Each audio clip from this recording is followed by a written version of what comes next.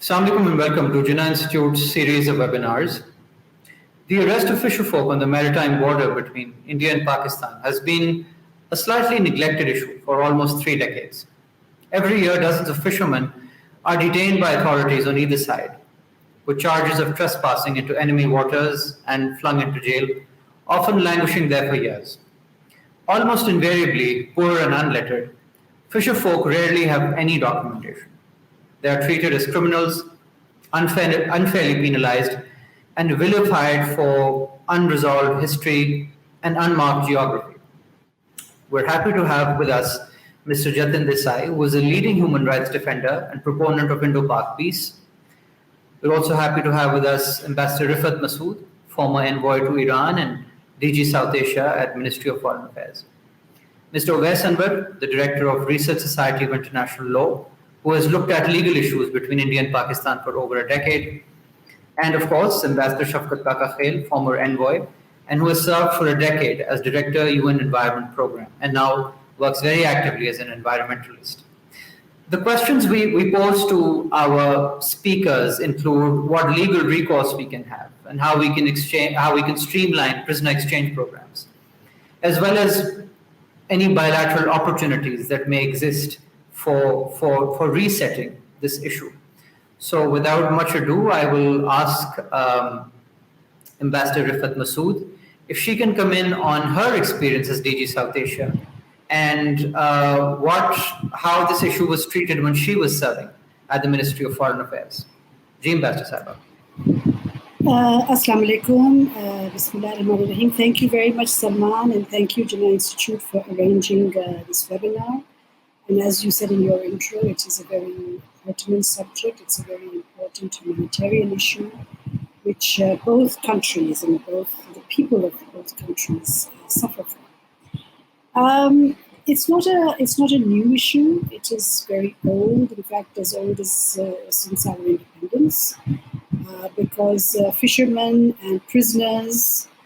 Here, I would just like to, in my 2 bits that I will contribute, like to focus not only on the fishermen, but overall prisoners of India and Pakistan. Because you see, when I was in India, when I served there, and when I was DG South Asia, the issue of prisoner exchanges and of release of prisoners, whether they were fishermen or whether they were people who just straddled across the border by mistake, or whether they were visa overstayers, this was something that took up a lot of our time.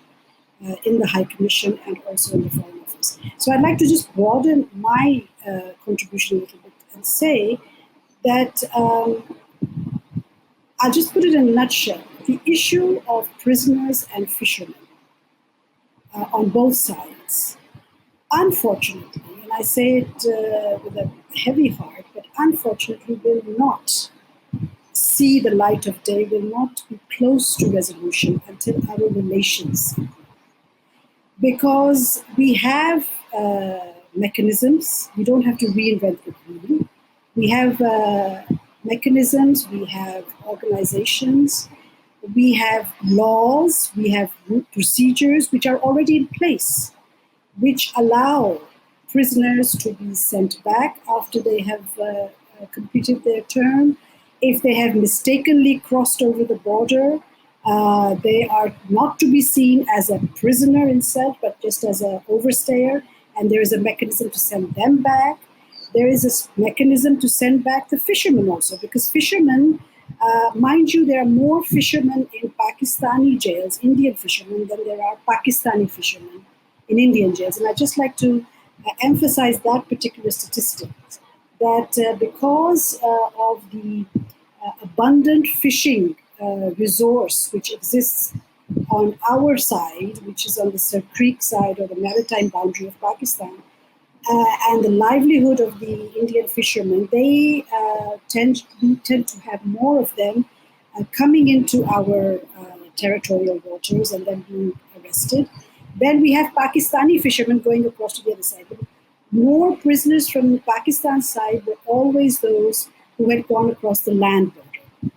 So that is something that we must have clear in our minds, that there are more Indian fishermen in Pakistani custody than there are vice versa. And the Indians, for their own reasons, of course, have always been more vocal and insistent on returning fishermen rather than their own prisoners who may have been in our other jails. But leaving that aside, I think what is important is that until and unless we are able to resolve the issue of the border, the maritime border that is, and that brings in Sir Creek and also the economic zone and territorial waters, I'm afraid this is a problem that will continue to persist. Simply because, let's not forget who these fishermen are. They are not the kind of fishermen that you see in the North Sea or the Atlantic with their high-tech boats and their trawlers. These are poor people who have boats that they come across searching for, mind you, I've been told by the maritime security people that the red snapper, which is a very popular fish and a very expensive one, is apparently we have abundant of red snappers in our waters. So the fishermen try to come as close as they can to catch as much fish as possible. And because of the sea waves and the environment and the climate, they may stroll into Pakistani territorial waters and get arrested. So, and because we have not been able to actually identify clearly and categorically where our maritime border is, this problem will continue. And despite all the, as I said earlier, the mechanisms we have in place, despite all the we have legal teams in both countries, in the high commissions, in the countries themselves, in the jails, all these things are there. But you see, a lull comes in when relations go bad. Nobody wants to listen. Nobody wants to talk about prisoner exchange. It is so unfortunate that something which should be topmost in our minds, because it's a humanitarian issue. We should not look at it as an Indian-Pakistan issue. We should look at it as people, poor people on both sides, trying to earn a livelihood. But we do not do that because we are so overwhelmed by the political problems that govern our relations, that this is one issue we said, oh, let's put this aside. I mean, when I was there, we had set up this judicial committee on prisoners, which was such a good idea, consisting of 8 retired judges coming across from Pakistan and India, going to each other's prisons, examining the situation of their own prospective prisoners. And it was a good dialogue. You see, it was a good way of sort of breaking the ice, moving forward. But unfortunately, whenever our relations sour, the Judicial Committee also goes into hibernation. So not to sound too pessimistic, I'm afraid the reality is that unless and until we are able to sort out, or at least have visions on both sides of the border, that, we should look beyond our political compulsions and look at this purely as a humanitarian issue, I'm afraid we're not going to be able to make much headway on the release of fishermen or prisoners for that matter. Thank you for that, Ambassador Saiba. I think that lays out the landscape in this particular issue. I'd like to refer some of that to Ambassador Shafqat Kakakhel, who's been looking at Indo-Pak issues for very many years, as well as the environmental aspects that impact, the demarcation of a maritime boundary, as well as the reason why perhaps there's more fisheries on our side. Ambassador Saab, how do you look at this issue? First, I think we look at the major causes. And the first cause is the lack of India-Pakistan agreement on Sir Creek. It is an important reason because most of the incidents of the arrests and, the fishermen, somehow they fish in that area. You don't have problem with Bombay, for instance. India has 7,000 kilometers of coastline, but this is a particular point where the fishermen fish. So the first reason is that we don't have an agreement, we don't have mechanisms to implement the agreement and also ensure that these things don't happen. But we have to acknowledge that the mere conclusion of an agreement is not a panacea.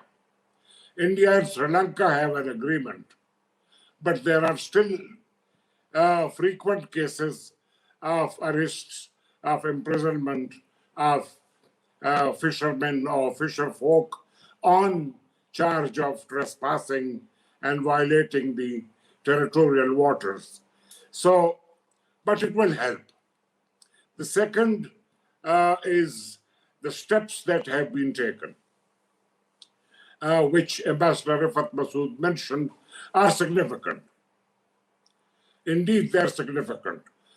We have the 2008 agreement, whereby both countries exchange lists on the 1st of January. I also read that they're actually exchanged twice, on the 1st of July and on the 1st of January. Now, by itself, it doesn't mean that the prisoners are being released, but it brings out facts which then enable non-governmental organizations and others to point out, this very serious problems.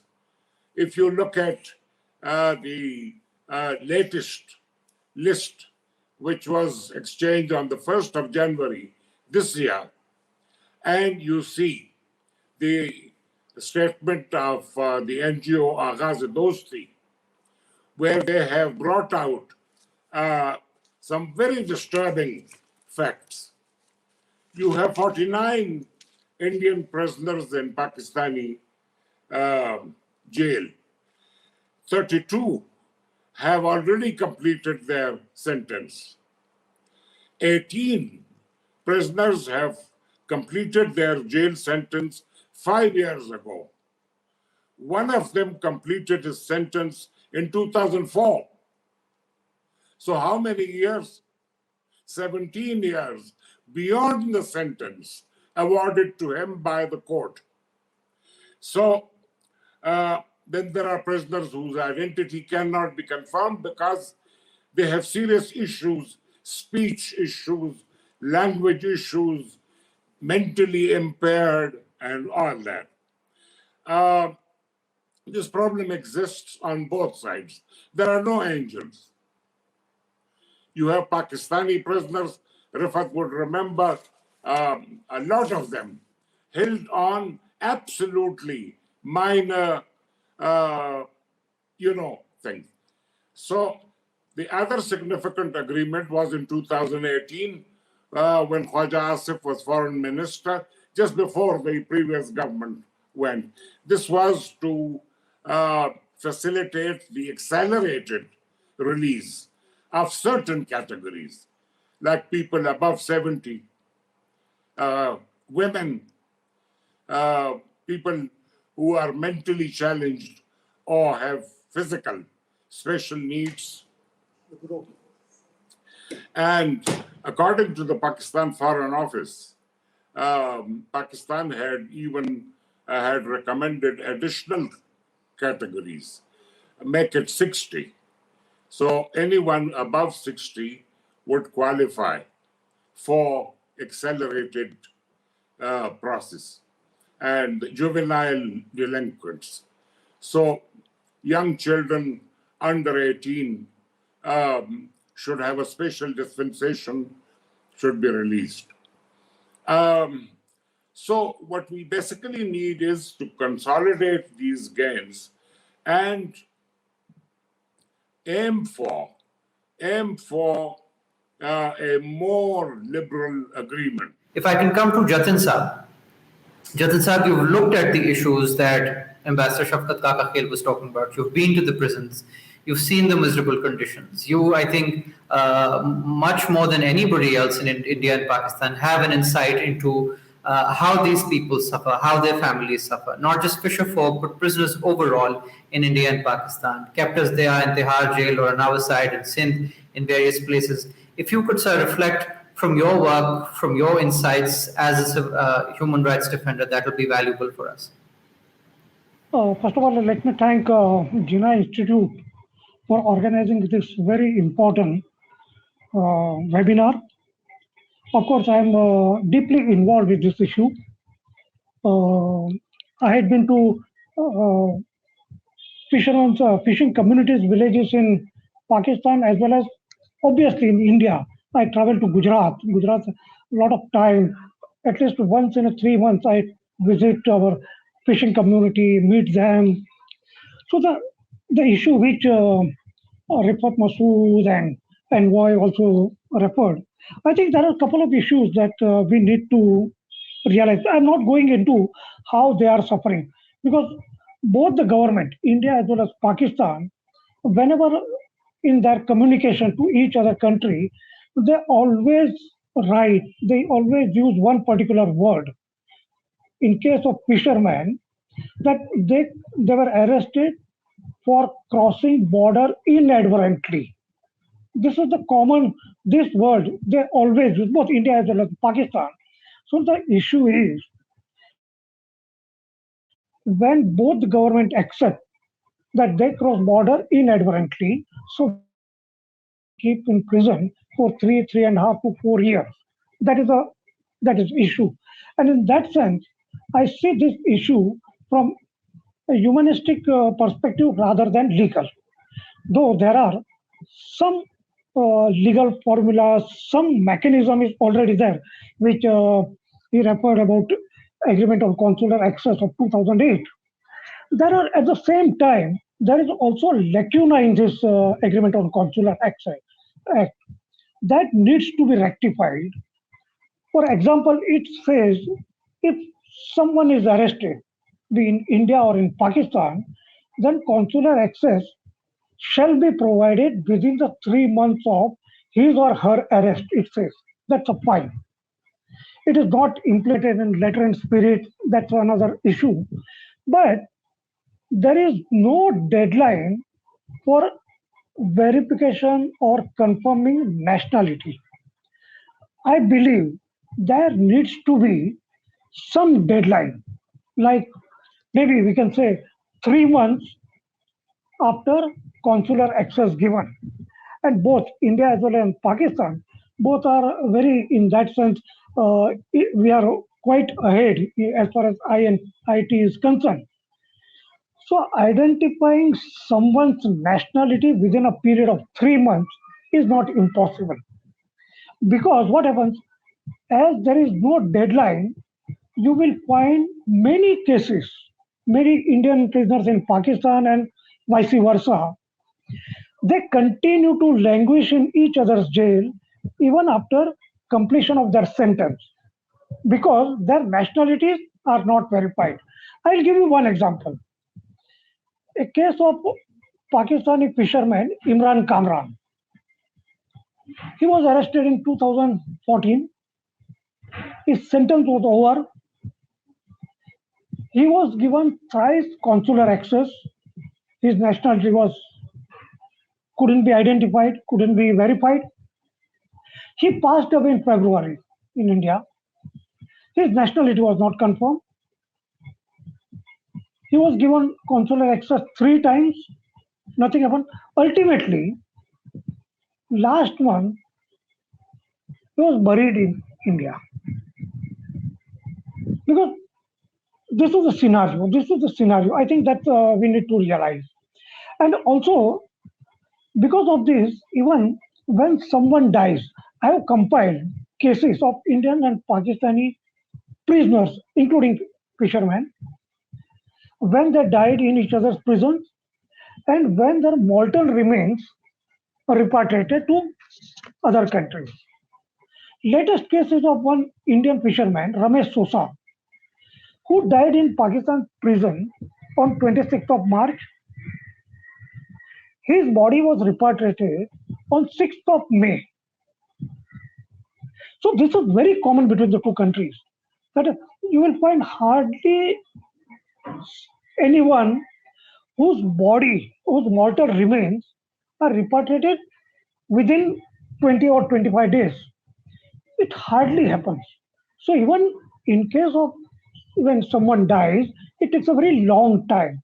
I'm not saying that one particular country is responsible.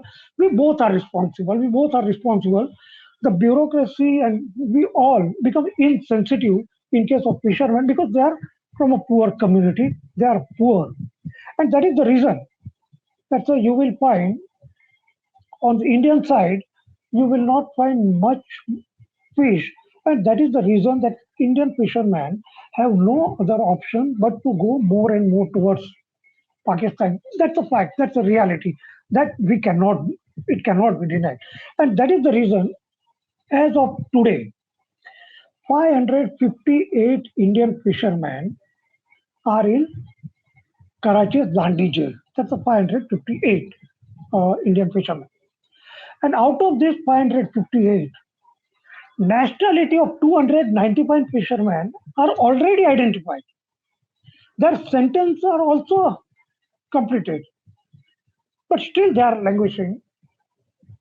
Because ultimately when it comes to India and Pakistan, the prisoners become the pawn of the political establishment. This is the reality.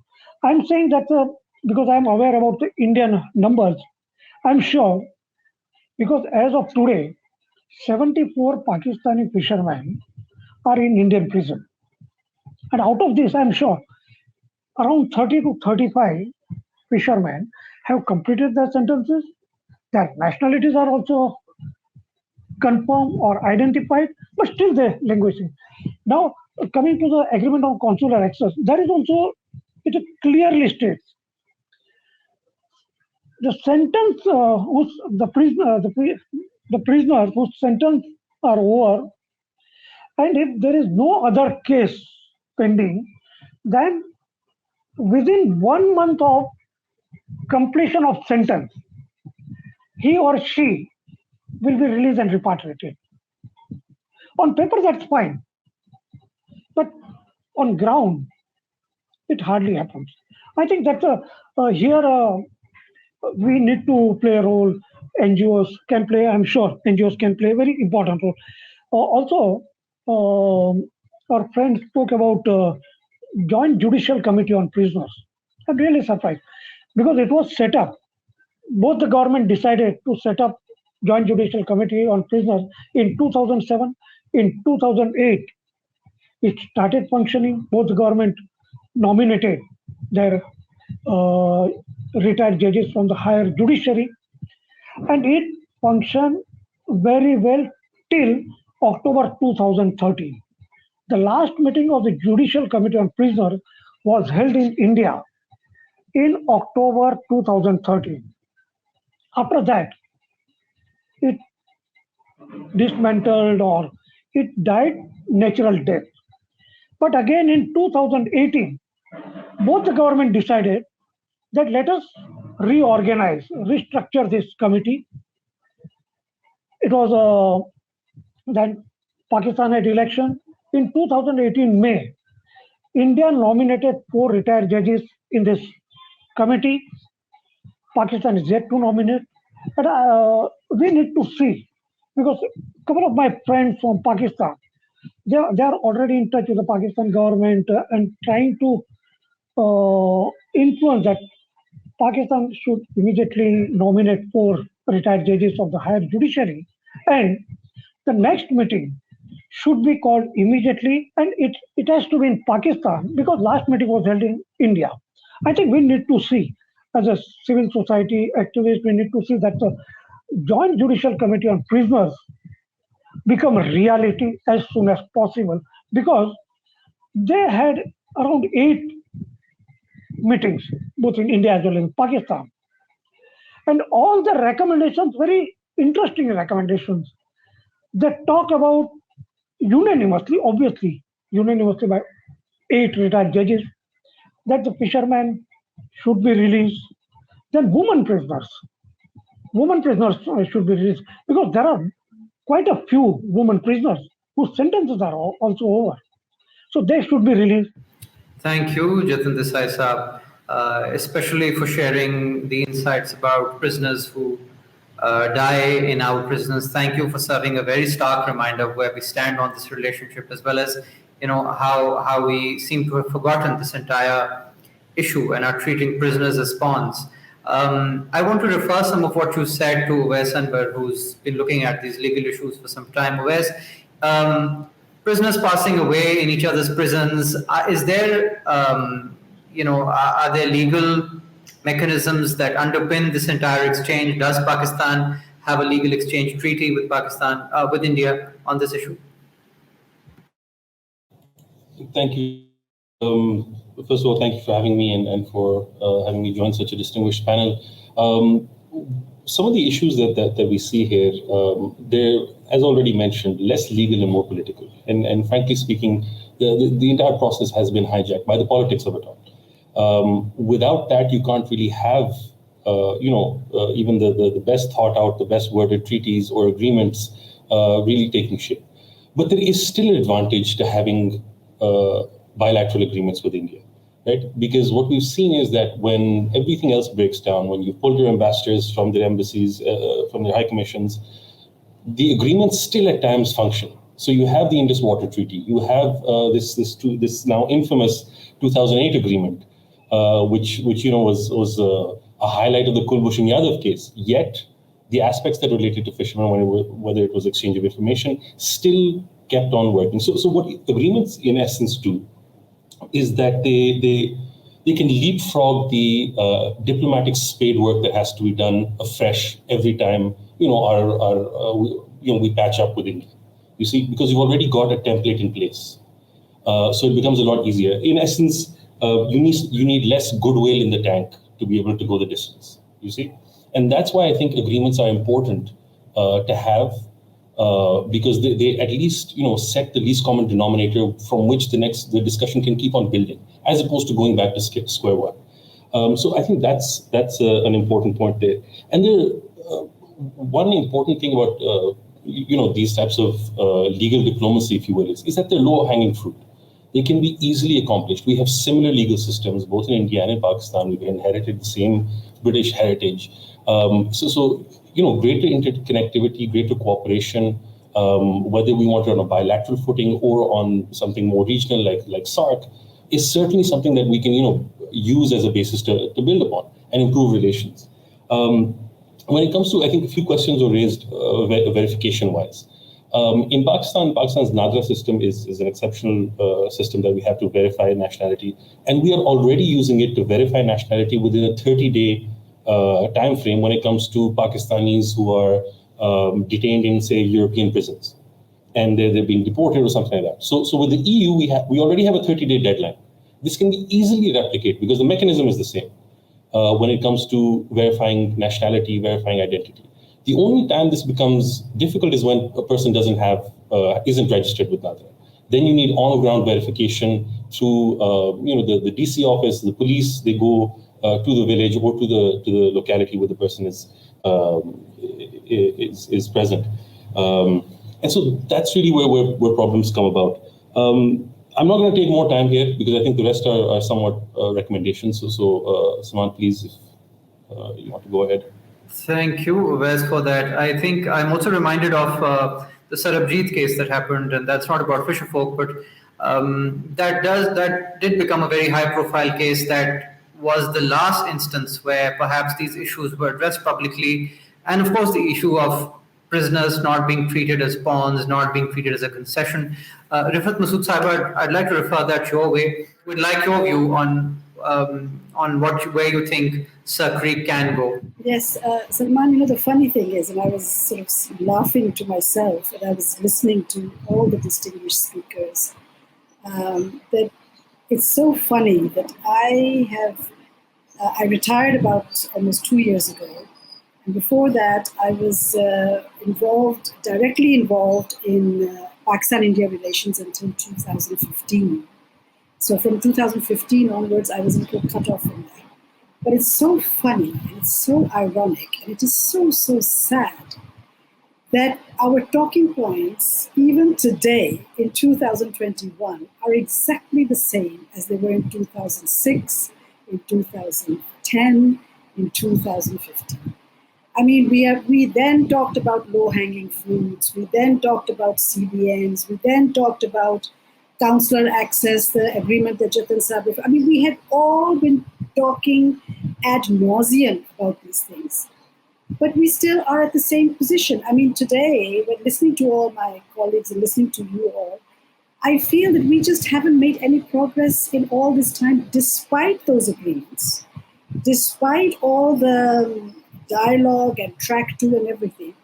So, why? The question we should be asking is why, despite all these mechanisms that we have, why we have not made progress on something which should be apolitical. It should be beyond politics. It should just look at human beings.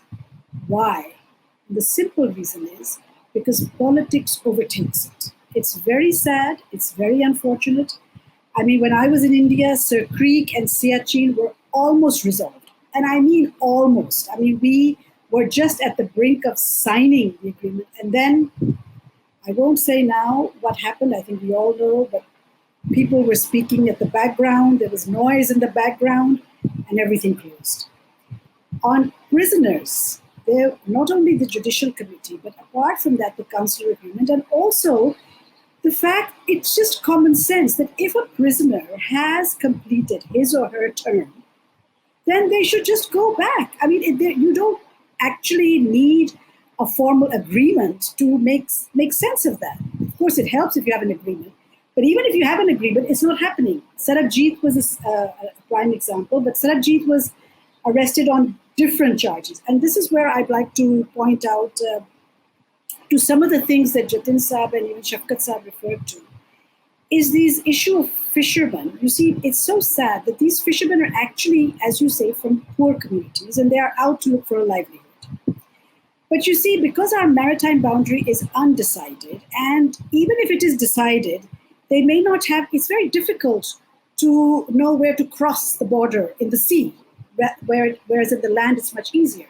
So they don't have those kind of high-tech boats or high technology, which will tell them that, okay, now you are almost 10 miles within Pakistani border, so please push back.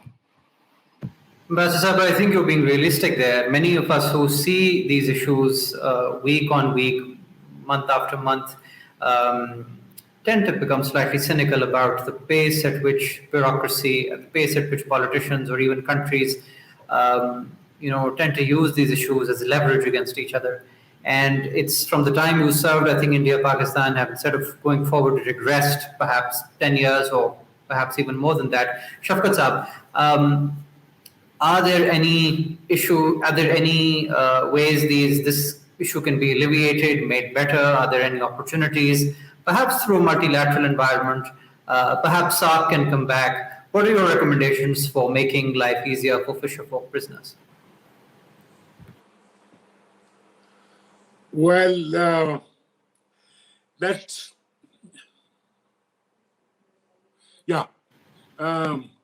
also along there. The possibilities, the potential of cooperation between India and Pakistan in the area of environment, in the area of protection of natural resources are enormous. I mean, the sky is the limit.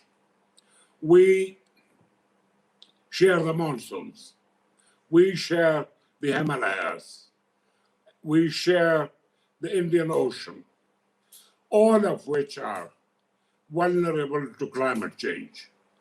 We need to sit together, pool together what each one of us has achieved by way of research, of analysis of the impacts of climate change, and measures to adapt to those impacts. We need to see how we can help in better designing schemes for promoting, for instance, clean energy, promoting environmental conservation. The Indus Water Treaty has a number of environmental gaps. We need to fix those. They have been identified by experts, by scientists. So, but we have to, have the political will. We don't have the political will. There were about 3 or 4 major Track 2 initiatives between about 2008 2010, which came up with tens or scores of perfectly doable recommendations. It's a very long subject and I get very, very emotional about it. But coming back to the prisoners, I think stage number one, we as a civil society forum should call upon both countries to de-link the plight of these fisher folk from the overall framework of relations. So whatever we agree about these wretched people will be without any prejudice to the substantial positions we can fight the hell out of each other on the big issues, on the political issues, but on the question of humanitarian plight of these people. Number two, we should encourage we should aim for confidence building measures leading to the possibility of an agreement and agree on the pathway to the conclusion of that agreement. Now, to pave the way, we need things like the Pakistan Marine Protection Agency and the Indian Coastal Guard. They must meet, and they must meet frequently. It is quite possible that they may agree on measures to ameliorate the plight of these people and also come up with suggestions, which can then be included in a bilateral protocol, agreement, joint statement between India and Pakistan. Look, call it by any name. As long as we have the political will, it will work.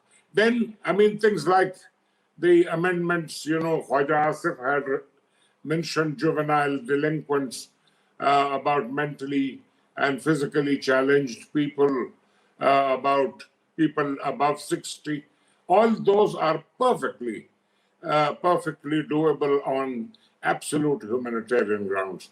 So we should do this, and we should also encourage, we should not disparage the NGOs who speak for these poor people. And then, if you like, between the fisher folk and the general prisoners, you can make a distinction if you like, because in the case of the other prisoners, there could be political issues and all that, although the principle will be the same. And I think it's very important to fix deadlines and timetables for the various processes that are required when the unfortunate citizens of both countries make the big blunder of trespassing into the territory of their beautiful neighbor. Thank you for those excellent recommendations, sir. Jatin Saab, if I can ask you for your recommendations, especially what could be done with regard to the political apathy, how is that to be treated? We need to de-link. We need to de-link this issue from whatever differences or whatever that can be dealt in a separate way. So we have to de-link this. We have to de-link this because it's concerned with the poor people and absolutely human. Because in that thing, we all talk about inadvertently cross. So that we need to de-link. The other thing which I think that's immediately what we should do. There is a panic. There is a panic among the fishing community in India about well-being of their relatives in Pakistani prison and vice versa, similar in Pakistan. So what we need to emphasize that the medical team that has been talked for a long time, that the medical team of both the countries should visit prisons of other country to meet prisoners of their country. That I think that will give sure some confidence to the fishing community and also to the other prisoners. That I think that immediately we can do, especially in the background of Corona. Uh, for a long time, and also obviously Judicial Committee on Prisoners that needs to be set up, and immediately Pakistan should host a meeting. That should be, again, it has to be a priority, and I think that's what in long term also we need to discuss whether should we have no arrest policy, because for example, if Indian fishing boats are entering into the Pakistani water and Pakistan's Maritime Security Agency realizes that Indian fishing boats are entering into Pakistani water, then rather than arresting them, they can push them back. And similarly, uh, Indian Coast Guard can do when they realize Pakistani fishing boats are entering into the. And I think if we can do certain things like this, it will be a best confidence building measure. It will help fishing community of both the countries to come together, because I've realized that the songs or culture of fishing community among fishing community in Pakistan as well as in India, it is absolutely same. There is no difference. The lifestyle and everything is same. And also, we also need to think that whenever fishermen are released, so can they be released along with the fishing boats which were captured? So because now what happened? Indian fishermen are kept in Karachi prison. When they are released, they are taken to Wagha, from Wagha to Attari to Amritsar, from Amritsar all the way to Ahmedabad to their fishing villages, while their villages are across. That also we need to think that can we do this earlier? Earlier, it used to happen. So I think this couple of things I think we need to think of. Thank you, Jatin Desai Sahab. I saw Riffat Saiba raise a hand before. Ji, please go ahead.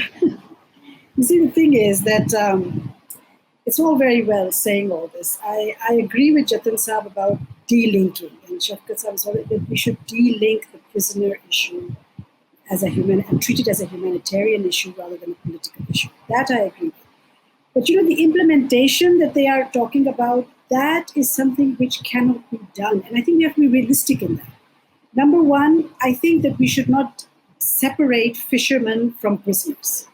Because you see, that is the problem. The crux of the problem is from Pakistan side and from India side, that India keeps talking about fishermen and Pakistan keeps talking about prisoners. Prisoners, because we have, as I said right at the beginning, much less fishermen going across than India does. So we talk about those poor people from Thar or those from Punjab inadvertently crossing over. So we are talking about our prisoners.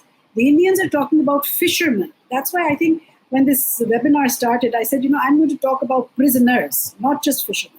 So we should not delink the two. Those prisoners who come in from the Pakistan side through Rajasthan or through India or even through the disputed side, they are all suffering. They do it inadvertently. A lot of it is inadvertent. So they should all be treated in one category. Don't separate them. Secondly, this business about sending the boats back, yes, it's very good. We should do that, but we are doing it. You see, I was given a briefing by both the Indian Coast Guard when I was there, as well as the Pakistani Maritime Security Agency, and they say, when a boat comes in to our territorial waters, either way, a warning signal is first issued by the Maritime Security people or the Coast Guard, and saying, listen, you've come into our, do you know that you are coming into our territorial waters? So there's plenty of time for those fishermen to actually turn around and go back. Those that do not go back, immediately there is a sense on both sides, because we both are suspicious of each other. We both think the negative of each other. That comes naturally to us. So we say, oh, then that means that they're up to some no good. Immediately, that's the first thing that comes to your mind, and you arrest them. The third thing that happens in many cases, and I don't know, Shafqat Sahab would agree with me on that, these waters around Pakistan, where the fish is very, very abundant, is also where you have the mangrove, and there's a lot of growth in the water itself. So these boats, which are, as I said right at the beginning, they're not high-tech boats, They get caught up, their propellers and all get caught up into that, and so they cannot actually go back. And they actually fall into the Pakistani territorial side. The same thing happens when our land crossers, they also, as I said, chasing a cow or a goat go on the other side. What my recommendation would be, NGOs, civil society play a very important role and should continue to do so. The judicial committee should be revived. That is very important. The medical team can be part of that judicial team, because you see, instead of making more and more mechanisms, why don't use the ones that we already have and implement them? So the medical team, if there is to be any, should be a part of that judicial committee, and a dialogue should be taking place on a humanitarian level, away from the political dialogue, on exchange of prisoners. Basically, it should be exchange of prisoners. And just like we used to have cultural exchanges, right? We used to have films and songs and qawwalis coming and going. That should continue on its own with the prisoners' dialogue, aside from the political dialogue that's taking place. Only then we can make some headway. Because you see, our mindset, this needs to change on both sides. And this sense of suspicion which exists, it cannot go away overnight. It can only go away slowly, slowly, and we can only do it when we try to approach these things, in an apolitical manner. Thank you, Riffat Sahib. I think there is definitely a case for undoing the psychology of this conflict. I think in the last couple of years, we have all sensed that an iron curtain has developed between Islamabad and New Delhi. And we are also looking and understanding issues very differently, looking at issues and using similar vocabulary that means very different things. You've given one example. Other examples I can think of is the use of the word terrorism. It means remarkably different things in both India and Pakistan.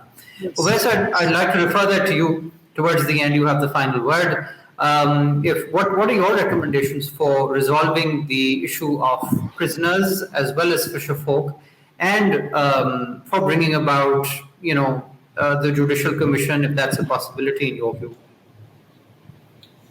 Salman, I mean, if we can overcome the issue of political will, the psychology behind it, and all of those elements, you have everything you need in place, to be honest. Right? You have a mechanism of a judicial commission. You have your 2008 agreement. You have, the capability on both sides to be able to verify, to be able to transport, to be able to, take care of the people and be able to send them back. So there's nothing that is really, hindering from a technical perspective or from a legal perspective, we treating our prisoners better, right? From both sides of the thing. If there's anything that we can work towards, it's maybe having mechanisms in place that prevent us falling, fisherfolk or prisoners in general, becoming the victim of, the ups and downs in our political relationship. Right. And again, that goes to CBMs. And as a lawyer, I'm not the best person to deal with this, but there's a range of things that can be done on that front. And I think that's something that we really need to look at in more detail. But other than that, there's if you have the political will, most of your problems are solved in any case. Right. So it's not something that we can do. One point is a mechanism of, delinking it, also making it a different discussion altogether from the politics, is perhaps bringing in a third party, like the International Committee of the Red Cross, that has worked on prisoner exchange, that has worked on elements like that, and having a tri-party agreement. I mean, this is just a suggestion here, but it is something that, that entity becomes responsible for the verification, for the transportation, for all of these things. We've done it in other things. For example, Afghan refugees in Pakistan. Who's doing the verification? It's the UN High Commissioner for Refugees, right? So we have brought in a third party. When it was prisoners of war in 71, it was the ICRC that brought them back. So this isn't, something without precedence. And it's something certainly that could be, could take the sting out of, when the two entities meet themselves, right, when Pakistan and India meet. So it's something that is certainly a suggestion that perhaps could work there. I think the one common thing that all the speakers have said is that this is a humanitarian issue. It needs to be de-linked from the larger politics of Indo-Pak issues. It does need to be seen in a particular humanitarian light. And I think that is the message that we would like to also give from Jinnah Institute, that these people, these prisoners who have outlasted their sentences in prisons on both sides, need to be seen as humans. If there is a special initiative made for them, it is certainly worth taking up. It doesn't necessarily have to be, one neighbor one-upping the other. It has to be made possibly from, civil society organizations from both sides. We have grown cynical in the Indo-Pak theater, but I think for these people, it is time to make that effort once again. I thank our participants, all of them very, very much, who joined us for this webinar. And I hope that practitioners, experts, and those watching this will be able to take away the key takeaways from this webinar and turn them into practice. Thank you very much for joining us.